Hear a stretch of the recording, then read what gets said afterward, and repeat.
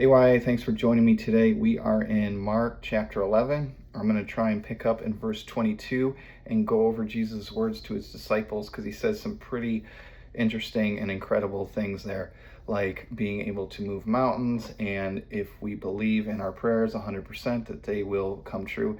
And what does that actually mean? So I want to go back to Matthew chapter 6, where Jesus teaches us how to pray.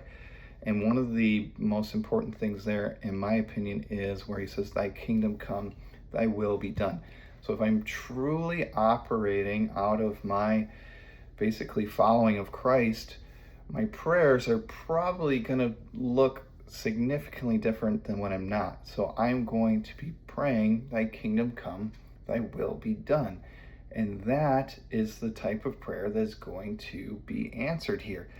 Example, Jesus asks for this cup to pass him when he's in the garden about to be portrayed.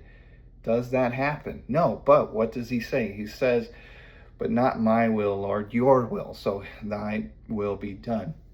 And that's what happens. So my prayers are also a reflection of the health of my spiritual life, of how I'm following Christ. Like, when I become more selfish or lean more towards the fleshly desires in my life, it's more "my will be done, my kingdom come."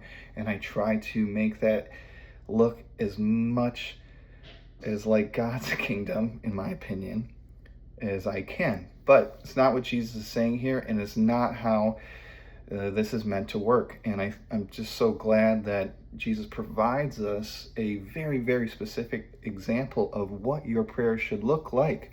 If we just model the Lord's Prayer right in there, it shows basically the selflessness and the humility and what our prayer should look like. So for me, it seemed like a unobtainable opportunity to pray and move mountains that will never be available to you, but it's not actually what it's saying. It's getting your heart right in the right place, and your prayers and your actions are going to line up with the way that God created us to operate in his will and building his kingdom. Hope that was helpful for you today. Thanks a lot for joining me.